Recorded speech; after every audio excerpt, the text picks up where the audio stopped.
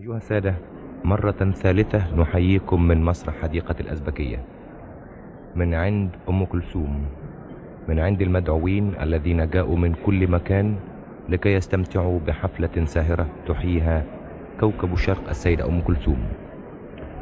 ويسر الإذاعة المصرية أن يكون في حفل الليلة اللواء راضي عناب رئيس هيئة أركان حرب الجيش الأردني، وقد استأذنا سعادته لكي نتحدث معه بعض الوقت. ومع اللواء راضي عناب اللواء أركان الحرب محمد إبراهيم رئيس هيئة أركان حرب الجيش المصري، السيد مدير الإذاعة المصرية. السلام عليكم يا فندم. وعليكم السلام ورحمة الله. سيادتك إن شاء الله زرت أنحاء القاهرة؟ لقد زرت بعض الأماكن الشهيرة بالقاهرة مثل جامع القلعة وغيره، ولم يتسع لي الوقت بزيارة أماكن أخرى. إن شاء الله تزورها كلها بإذن الله. إن شاء الله. نقدر نعرف آخر مرة كنت سيادتك فيها في مصر من قيمة كام سنة؟ مع الأسف لم أزر القطر المصري الشقيق قبل هذه المرة. إن شاء الله أنت شرفت المرة دي يا فندم، وإن شاء الله يكون ليك عود أحمد. نقدر نعرف إن دي أول مرة تحضر فيها حفلة من حفلات أم كلثوم؟ هذه المرة الأولى التي أحضر فيها حفلة السيدة أم كلثوم، إنما كنت أسمعها في كل حفلة بالراديو من منزلي. والله يا فندم، بالمناسبة الإذاعة المصرية مسموعة في المملكة الأردنية الهاشمية؟ نعم، إن الإذاعة العربية المصرية مسموعة بالأردن بصوت قوي، وعلى الأخص صوت الأستاذ الحديدي. الله يحفظكم يا فندم. سيادتك إن شاء الله تنوي زيارة مصر مرات أخرى بعد المرة دي؟ سيكون لي بالمستقبل القريب زيارات متواصلة للقاهرة إن شاء الله. إن شاء الله. فندم، نقدر الإذاعة المصرية بتنقل إلى سعادتك أطيب التمنيات في مقامك وفي سفرك، بتنقل إلى إخواننا في المملكة الأردنية وفي جميع أنحاء العالم العربي تحية خالصة، ويسعدها أنها تنقل منكم كلمة إلى أبناء الأردن بصفتك أنك أنت موجود في مصر. مع الشكر. لقد جئت إلى مصر الشقيقة ومعي إخواني الضباط، مزودا بتوجيهات مليكي المعظم لإقامة علاقات وثيقة بين الجيشين العربيين لخدمة العروبة. ويسرني أنني قد لقيت من زملائي الضباط المصريين كل تقدير لهذه المهمة وكل حرص على الوصول إلى النتائج التي ينتظرها الجميع. وإني أنتهز هذه المناسبة فأبعث بخالص شكري على ما لقيناه من حفاوة وإكرام واستعداد للعمل المشترك المنتج، والله أسأله أن يسدد خطانا بما فيه تحقيق ذلك. متشكرين يا فندم، وإن شاء الله أنت منور، وإن شاء الله ترجع بالسلامة بإذن الله. الله يبارك فيكم. متشكر. عفوا. وبعد أيها السادة، فقد تحدثنا لحظات مع اللواء راضي عناب رئيس هيئة أركان حرب الجيش الأردني.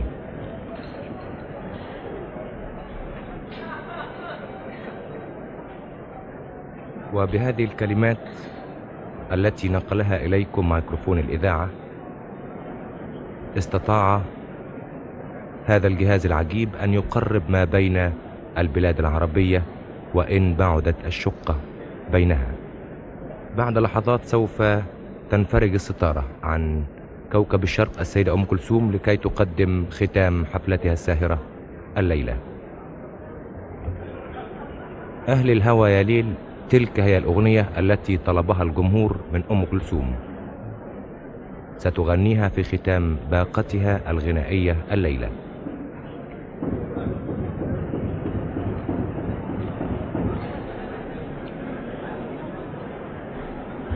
وفجأة كانت الوجوه التي تتحدث إلى اليمين وإلى اليسار بعد أن استمعت إلى هذه الدقات تتجه ناحية الميكروفونات التي تتوسط الستارة التي تهتز ثم ترتفع بعد لحظات.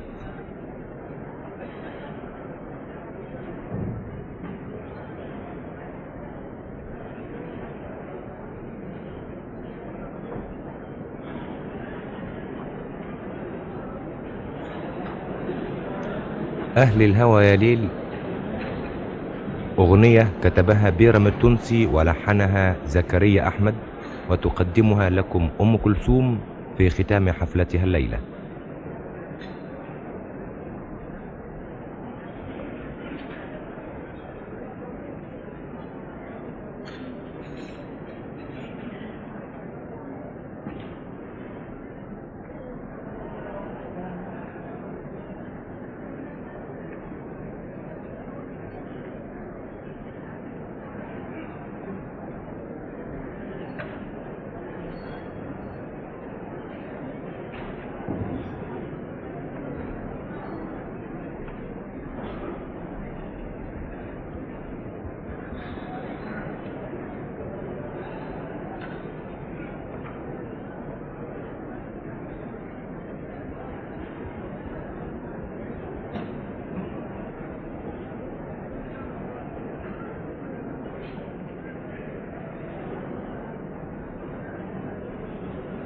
منذ لحظات وأم كلثوم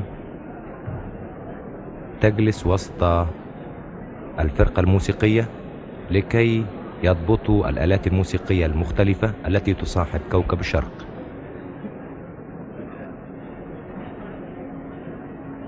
طلب الجمهور وطلب الحاضرون هذه الأغنية، فوافقت أم كلثوم على تلبية طلباتهم، وها هي ذي تقدم هذه الأغنية العاطفية التي كتبها بيرم ولحنها زكريا أحمد. ما زال الحاضرون رغم أن الساعة قد ابتعدت عن 1 بعد منتصف الليل يتحدثون في نشوة وفي مرح، فليالي شهر رمضان المعظم كلها سهر طيب حول شيء جميل رفيع. ها نحن نجتمع اليوم حول الفن الغنائي الذي ننقله إليكم من مسرح حديقة الأزبكية من كوكب الشرق أم كلثوم. تظهر في حفلات أم كلثوم الشخصيات العديدة التي تمثل الطبقات المختلفة، الصغيرة والكبيرة، الحضرية والريفية، وها هي ذي الطاقة الثالثة، ثم تنفرج الستارة عن أم كلثوم وسط الفرقة الموسيقية. أهل الهوى يا ليل كتبها بيرم التونسي ولحنها زكريا أحمد.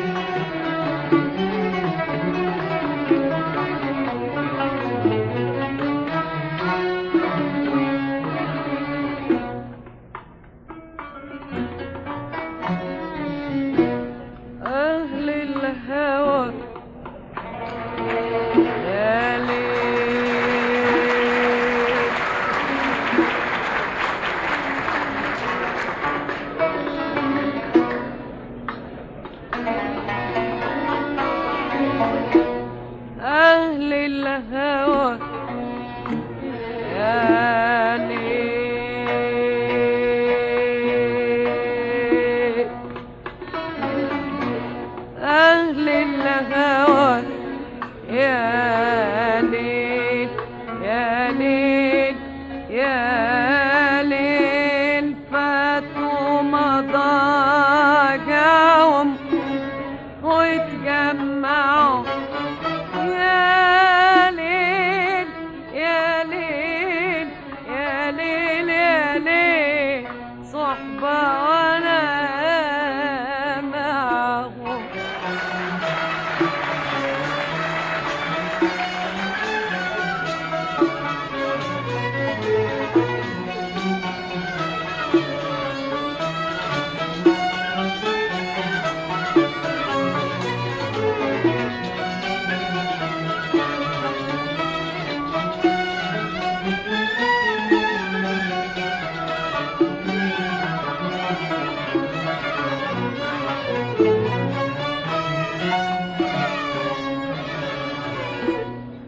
أهل الهوى يا ليل،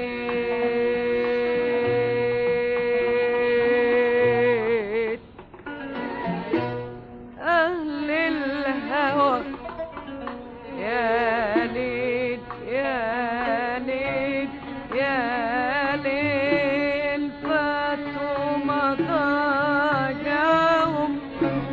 واتجمعوا يا ليل يا ليل يا ليل يا ليل، صحبة وأنا معه.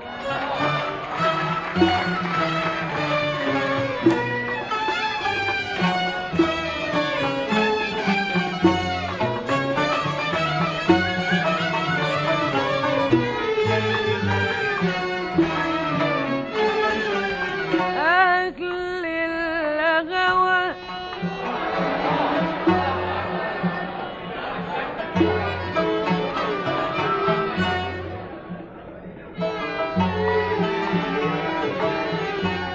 أهل الغوى يا ليل،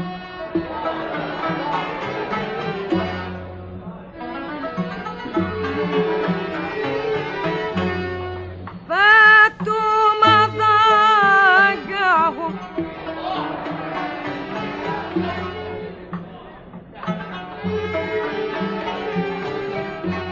فاتوا مضاجعهم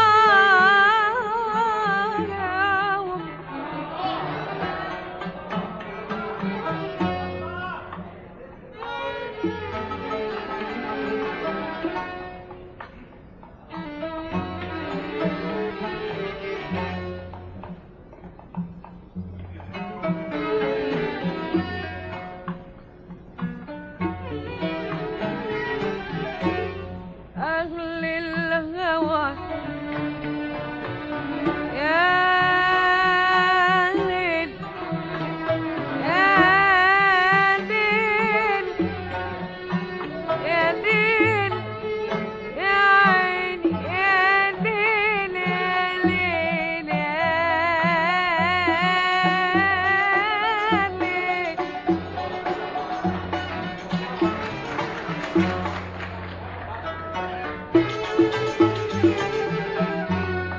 أهل الغوى يا ليل، فاتوا مضاجعهم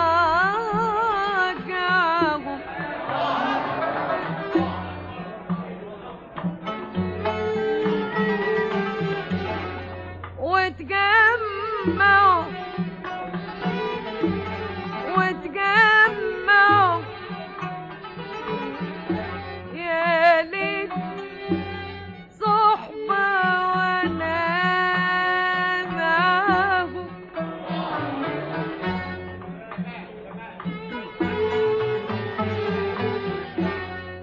أهل الغوى يا ليل، فاتوا مضاجعهم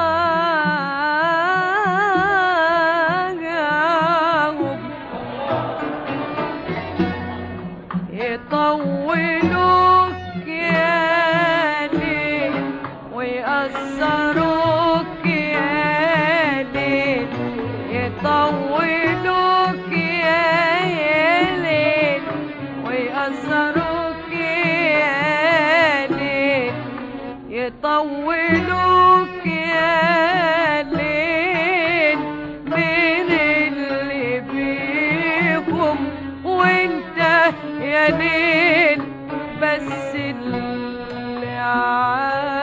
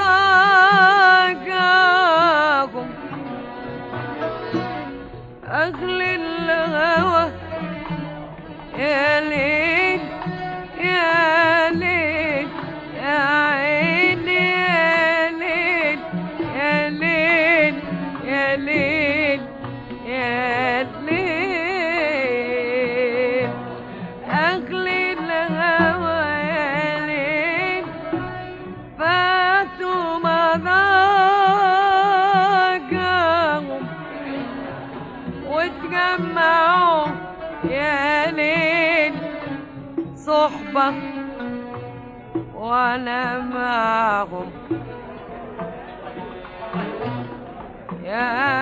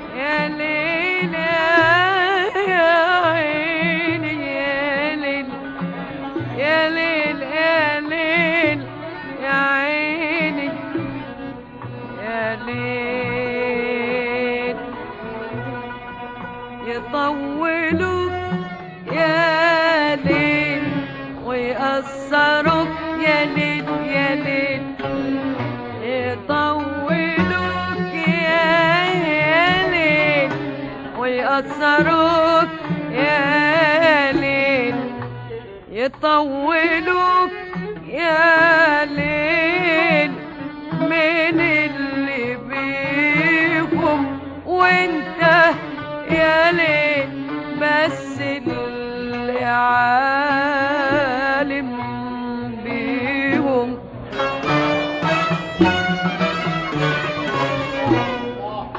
فيهم كثير القلب، فيهم كثير القلب يا ليل، فيهم كثير القلب والمتألم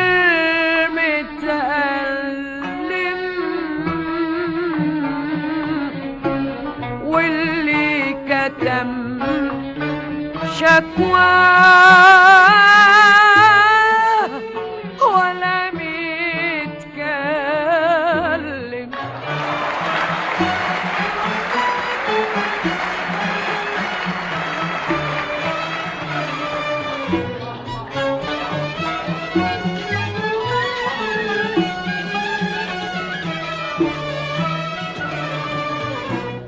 فيهم كثير القلب يا ليل، فيهم كثير القلب والمتألم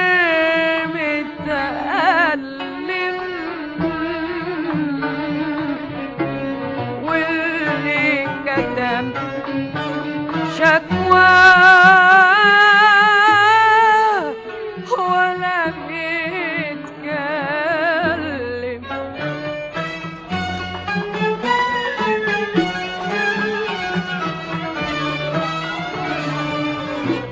واللي قعد بعد الحبايب وحده وبات حزين يشكي يشكي هيامه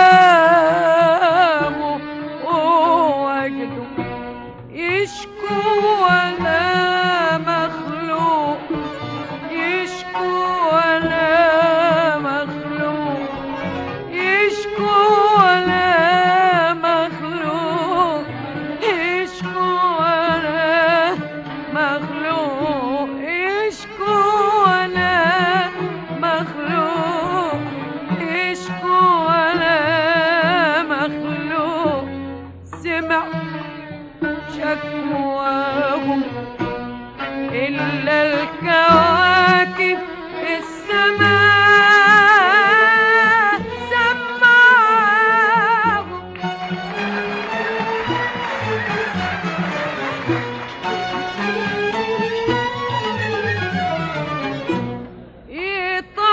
يطولوك يا ليل يا ليل يا ليل يا ليل، يطولوك يا ليل يا ليل يا ليل يا ليل، يطولوك يا ليل يا ليل يا ليل بالسهر والأفكار والشمس بعد الليل تطلع عليهم نار نار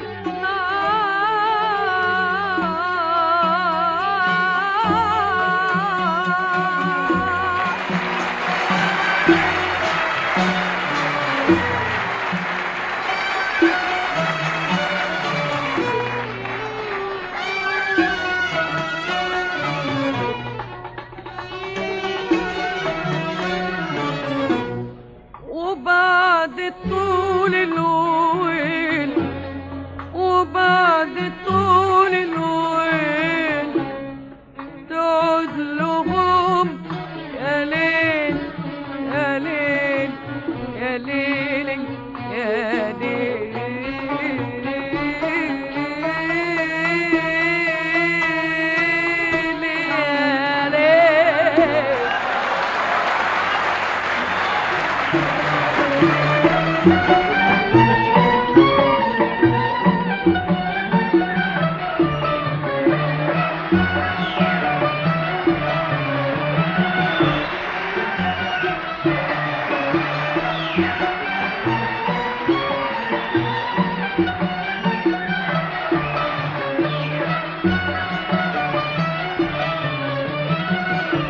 ويأثروك يا ليل، ويأثروك يا ليل، ويأثروك يا ليل، ويأثروك يا ليل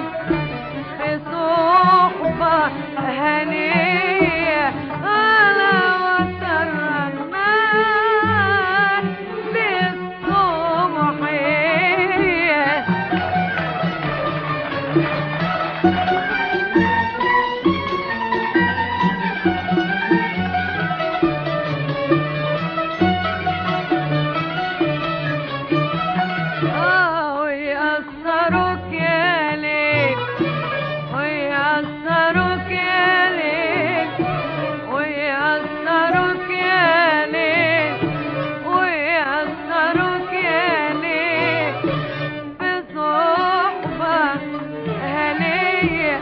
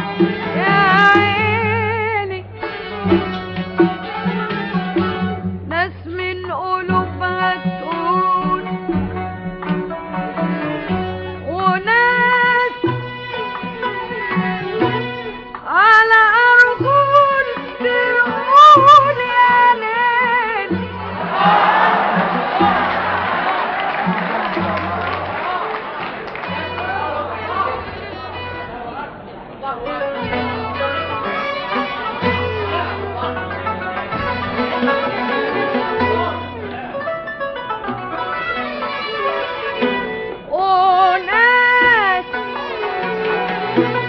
على أرجل تقول يا ليل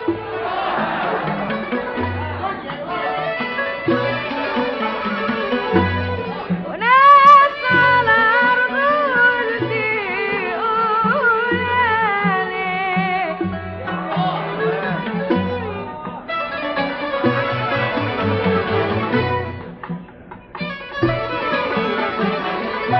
ناس من قلوبها تقول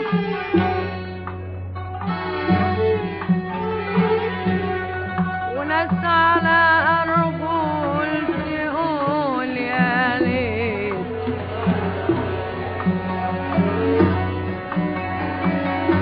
ناس من قلوبها تقول ناس من قلوبها تقول وناس على روح يا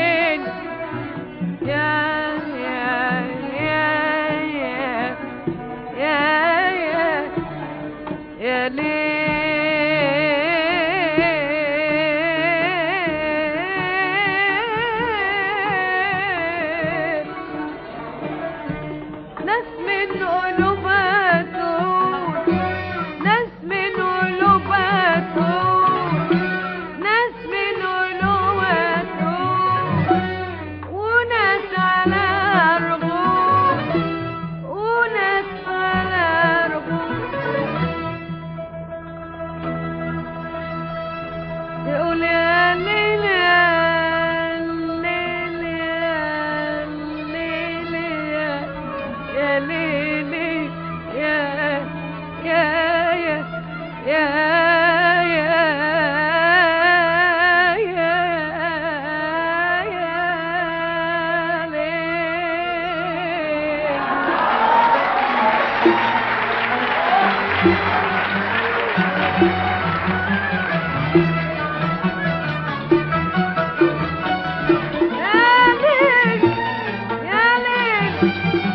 ليل يا ليل يا ليل يا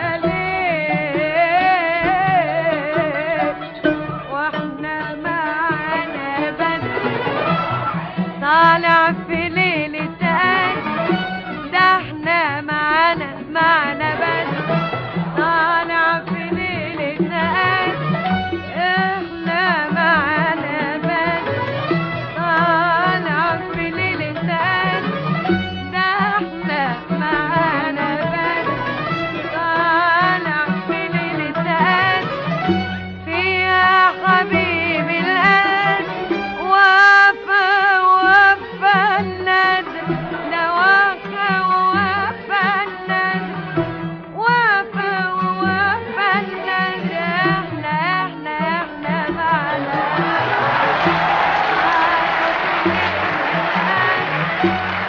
يا حبيبي احنا معنا بس طالع في ليلة احنا معنا طالع في ليلة فيها حبيبي القلب وفى الندم ده وفى الندم احنا طالع في ليلة فيها حبيبي ليل وفى الندم احنا معانا بدر طالع في ليلة فيها حبيبي يا ليل وفى الندم وفى الندم ده وفى الندم هو يقول يا ليل واحنا نقول يا ليل هو يقول يا ليل واحنا نقول ليل وكلنا ليل يا ليل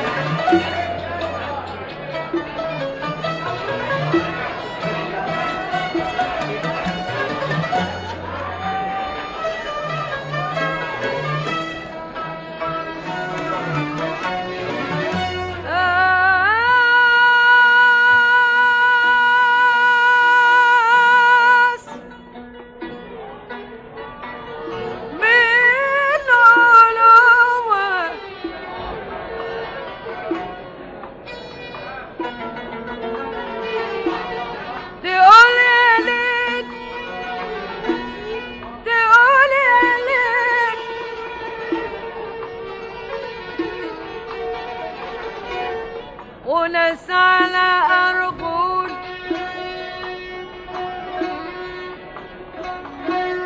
تقول يا ليل يا ليل يا ليل